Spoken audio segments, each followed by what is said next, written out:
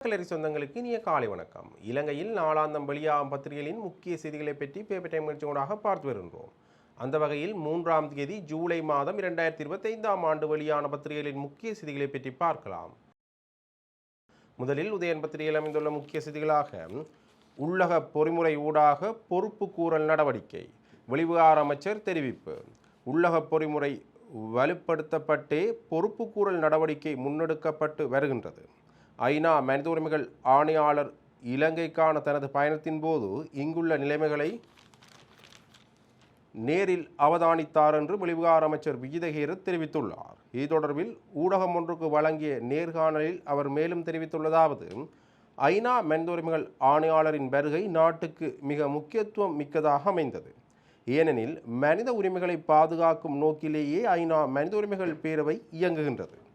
எனினும் வடக்கு கிழக்கு போர் விவகாரம் தொடர்பிலேயே மனித உரிமைகள் பேரவை செயற்படுகின்றது என்ற பிம்பம் இங்கு உருவாக்கப்பட்டுள்ளது.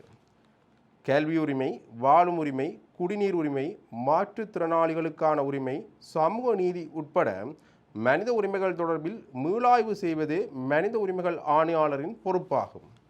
2022ஆம் ஆண்டில் இலங்கை தொடர்பில் ஐநா மனித உரிமைகள் பேரவையில் தீர்மானம் முன்வைக்கப்பட்டது. இலங்கையில் கடந்த காலங்களில் இடம்பெற்ற மனித உரிமை மீறல்கள் தொடர்பில் பொறுப்பு கூறல் பொறிமுறையை உருவாக்க வேண்டும் என்று அதில் வலியுறுத்தப்பட்டது. சர்வதேச தலையீடும் கோரப்பட்டது. நாம் ஆட்சிக்கு வந்த பின்னர் கால அவகாசம் கோரினோம். தேசிய பொறிமுறை ஊடாக பொறுப்பு கூறல் நடவடிக்கை வலுப்படுத்தப்படும் என உறுதியளித்திருந்தோம். அந்த கோரிக்கைக்கு ஐநா மனித உரிமைகள் பேரவை செவிமடுத்தது. அதேபோல் எம்மால் முன்னெடுக்கப்படும் நடவடிக்கையை கண்காணிப்பதற்கு இலங்கைக்கு வருமாறும் அழைப்பு விடுத்தோம். அதற்கமையவே ஐநா மனித உரிமைகள் ஆணையாளர் இலங்கை வந்தார் என்று அவர் தெரிவித்துள்ளார் என்றவாறாக அந்த செய்தி தொடர்ந்து செல்கின்றது. முதற் பக்கத்தில் அமைந்துள்ள மற்றொரு முக்கிய செய்தியாக, நீள்கிறது செம்மணி புதைகுழி, புதிய இடத்தில் அகழ்வு பணி. செம்மணி சித்துபாத்தி மயானத்தில் அகழ்வு பணிகள் முன்னெடுக்கப்பட்டு வந்த மனித புதைகுழியின் அளவு நீடிக்கப்பட்டுள்ளது. இதன்படி புதியதொரு இடத்தில் நேற்று பணிகள் முன்னெடுக்கப்பட்டன. இதற்கு முன்னர் அகழ்வுப் பணிகள் இடம்பெற்ற பகுதிக்கு மேலதிகமாக பிரிதொரு இடமும் மனித புதைகுழியாக இருக்கலாம் என்று துறைசார் பேராசிரியர் ராஜ் சோமதேவ நீதிமன்றத்தின் கவனத்திற்கு ஏற்கனவே கொண்டு சென்றிருந்தார். அவரால் அடையாளப்படுத்தப்பட்ட இடத்தில் அகழ்வுப் பணிகளை மேற்கொள்வதற்கு நீதிமன்றமும் அனுமதி வழங்கியிருந்தது. இவ்வாறான நிலையிலேயே நேற்றைய தினம் புதிய இடத்தில் அகழ்வுப் பணிகள் ஆரம்பிக்கப்பட்டுள்ளன. இந்த விடயம் மிகவும் எதிர்பார்ப்புக்கு உரியதாக மாறியுள்ளது என்றவாறாக இந்த செய்தி காணப்படுகின்றது. முதற் பக்கத்தில் அமைந்துள்ள மற்றொரு முக்கிய செய்தியாக, செம்மணி புதைகுழிக்குள் மேலும் 4 சிதிலங்கள், இதுவரை 38 எண்பு தொகுதிகள் அடையாளம். ஜாழ்ப்பாணம் செம்மணி மனித புதைகுழியின் நேற்றைய அகழ்வின் போது சிறுவரின் எண்பு தொகுதி என சந்தேகிக்கப்படும் எண்பு தொகுதி உட்பட 4 புதிய எண்பு தொகுதிகள் அடையாளம் காணப்பட்டுள்ளன. செம்மணி மனித புதைகுழி தொடர்பான 2ஆம் கட்ட அகழ்வுப் பணிகளின் 7ஆம் நாள் நடவடிக்கைகள் நேற்றைய தினம் இடம்பெற்றன. நேற்றைய தினம் புதிதாக 4 சிதிலங்கள் அடையாளம் காணப்பட்டுள்ளன. இதன்படி இதுவரை 38 எண்பு தொகுதிகள் அடையாளம் காணப்பட்டுள்ள நிலையில் 30 எண்பு தொகுதிகள் முற்றாக அகழ்ந்தெடுக்கப்பட்டுள்ளன. நீதவான் ஏ ஆனந்தராஜாவின் கண்காணிப்பில் துறைசார் நிபுணரும் பேராசிரியருமான சோமதேவாவின் தலைமையில் அகழ்வுப்பணிகள் இடம்பெற்று வருகின்றன. காணாமல் ஆக்கப்பட்டோர் ஆணைக்குழுவின் சட்டத்தரணி பூரணி மரியநாயகம், காணாமல் ஆக்கப்பட்டவர்களின் உறவினர்கள் சார்பான சட்டத்தரணிகளான ரணிதா மற்றும் நிரஞ்சன், சட்ட மருத்துவ அதிகாரி பிரணவன் செல்லையா தலைமையிலான குழுவினரும் அகழ்வுப் பணிகளின் போது முன்னிலையாகி வருகின்றனர் என்பது குறிப்பிடத்தக்கது என்றவாறாக அந்த செய்தி காணப்படுகின்றது. முதற் பக்கத்தில் அமைந்துள்ள மற்றொரு முக்கிய செய்தியாக, செம்மணி புதைகுழி தொடர்பான விசாரணைகளுக்கு முழு ஒத்துழைப்பு, அமைச்சர் நலிந்த தெரிவிப்பு. செம்மணி புதைகுழி விவகாரம் தொடர்பான வழக்கு விசாரணைக்கு முழுமையான ஒத்துழைப்பை அரசாங்கம் வழங்கும் என்று அமைச்சரவை பேச்சாளரும் அமைச்சருமான நலிந்த ஜேதிச தெரிவித்துள்ளார். அமைச்சரவை முடிவுகளை அறிவிக்கும் வாராந்த ஊடகவியலாளர் மாநாடு அரசாங்க தகவல் திணைக்களத்தில் நேற்று நடைபெற்றது. இதன்போது செம்மணி மனித புதைகுழி தொடர்பில் அரசின் நிலைப்பாடு என்ன என்று ஊடகவியலாளர்கள் வினவிய போது அமைச்சர் மேலும் தெரிவித்துள்ளதாவது, செம்மணி புதைகுழி விவகாரம் தொடர்பில் ஜூன் 29ஆம் தேதி வழக்கு விசாரணை இடம்பெற்றது. அரச தரப்பிலிருந்து குற்றப்புலனாய்வு திணைக்களத்தாலும் நீதி அமைச்சாலும் கருத்துக்கள் முன்வைக்கப்பட்டன. செம்மணி புதைகுழி தொடர்பான வழக்கு விசாரணைகளுக்கு முழுமையான ஒத்துழைப்பு வழங்கப்படும். வழக்கு விசாரணை இடம்பெறுவதால் மேலதிக தகவல்களை வெளியிட முடியாது என்று அவர் தெரிவித்துள்ளார் என்றவாறாக அந்த செய்தி தொடர்ந்து செல்கின்றது. முதற் பக்கத்தில் அமைந்துள்ள மற்றொரு முக்கிய செய்தியாக அர்ச்சுனாவின் எம்பி பதவி இடைக்கால தடையில்லை. நாடாளுமன்ற உறுப்பினர் ராமநாதன் அர்ச்சுனா நாடாளுமன்ற உறுப்பினராக பதவி வகிப்பதற்கு இடைக்கால தடை கோரப்பட்ட நிலையில் அவ்வாறான உத்தரவுகளை பிறப்பிக்க நீதிமன்றம் மறுத்துள்ளது. நாடாளுமன்ற உறுப்பினர் அர்ச்சுனா ராமநாதன் தனது மருத்துவ அதிகாரி பதவியில் இருந்து விலகாமல் பொதுத் தேர்தலில் போட்டியிட்டதால் அவர் நாடாளுமன்ற உறுப்பினராக தொடர்ந்து பதவி வகிப்பதற்கான தகுதியை எதிர்த்து வழக்கு தாக்கல் செய்யப்பட்டிருந்தது. இந்த வழக்கு மேன்முறையீட்டு நீதிமன்றத்தில் கடந்த மாதம் 26ஆம் தேதி விசாரணைக்காக எடுக்கப்பட்டிருந்தது.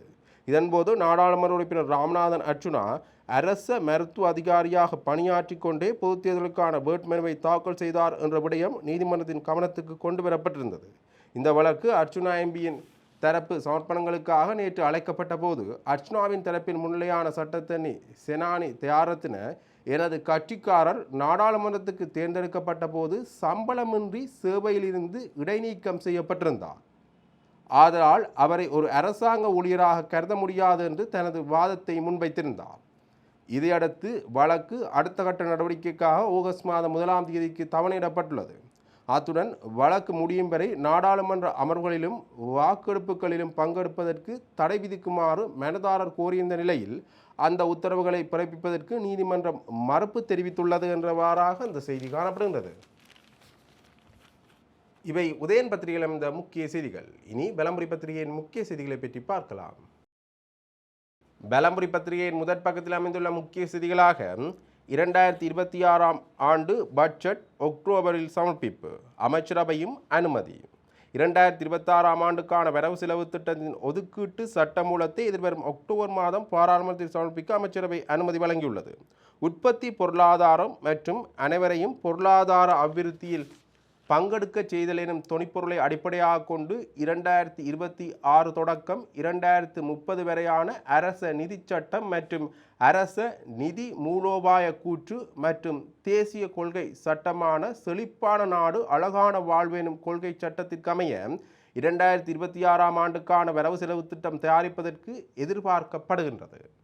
2026ஆம் ஆண்டுக்கான வரவு செலவு திட்டத்தை தயாரிக்கும் போது தேசிய கொள்கை சட்டத்தில் உட்சேர்க்கப்பட்டுள்ள முன்னுரிமைகள் மற்றும் கிராமிய அபிவிருத்தி தொடக்க முயற்சிகளுக்கு முன்னுரிமை அளிப்பதற்கு எதிர்பார்க்கப்படுகின்றது என்றவாறாக இந்த செய்தி காணப்படுகின்றது. முதற் பக்கத்தில் அமைந்துள்ள மற்றொரு முக்கிய செய்தியாக 2 நாள்களுக்குள் 2 பிரபல அரசியல்வாதிகள் கைதாக வாய்ப்பு. பிரபல அரசியல்வாதிகள் 2 நாள்களுக்குள் கைது செய்யப்படுவதற்கான சாத்தியக்கூறுகள் இருப்பதாக போலீஸ் தரப்பு தகவல்கள் தெரிவிக்கின்றன.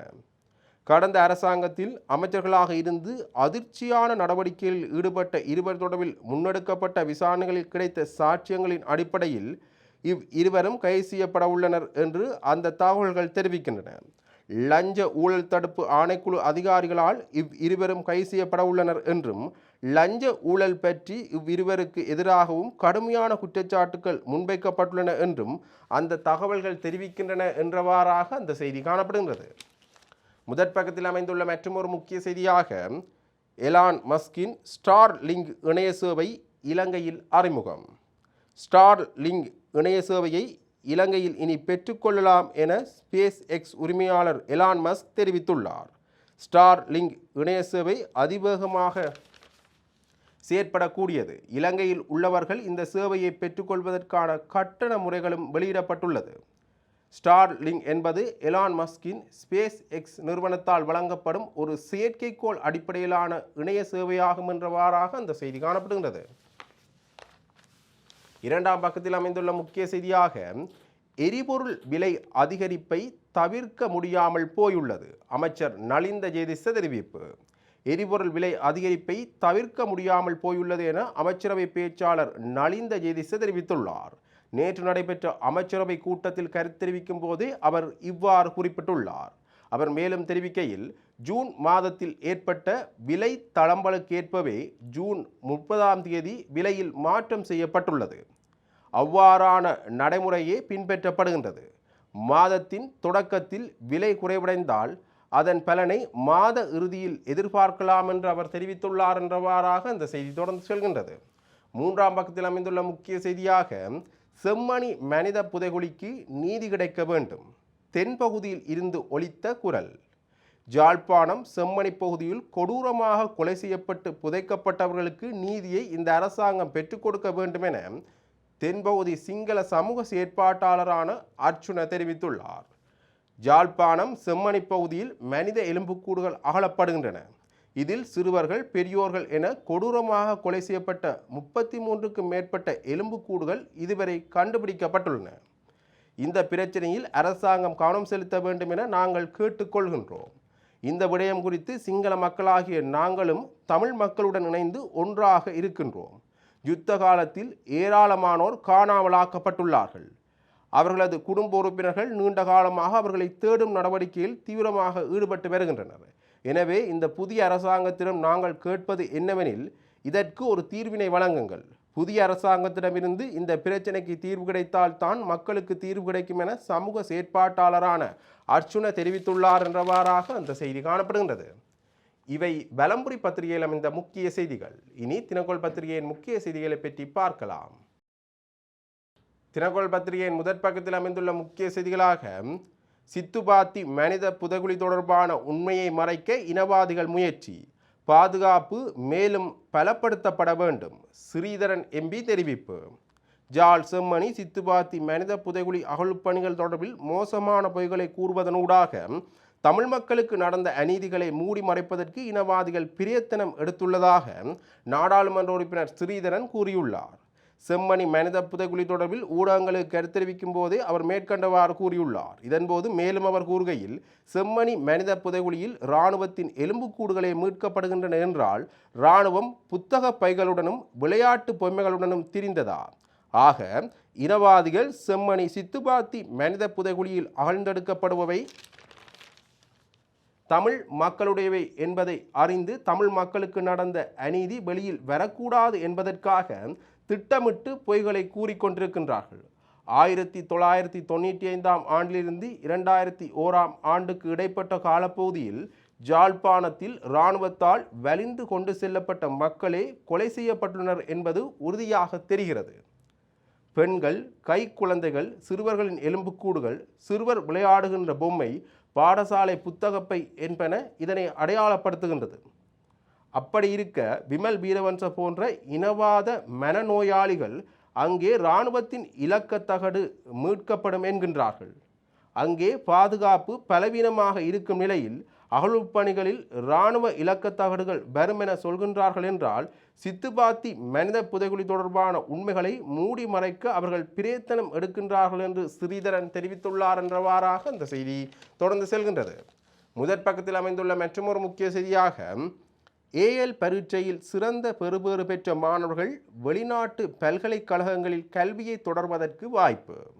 காபோதா உயர்தரத்தில் அதிக புள்ளிகளை பெற்ற மாணவர்கள் வெளிநாட்டு பல்கலைக்கழகங்களில் பட்டப்படிப்பை தொடர்வதற்கான வாய்ப்பு வழங்குவதற்காக உதவித்தொகை வழங்கும் திட்டத்தை ஆரம்பிக்க அமைச்சரவை ஒப்புதல் வழங்கியுள்ளது.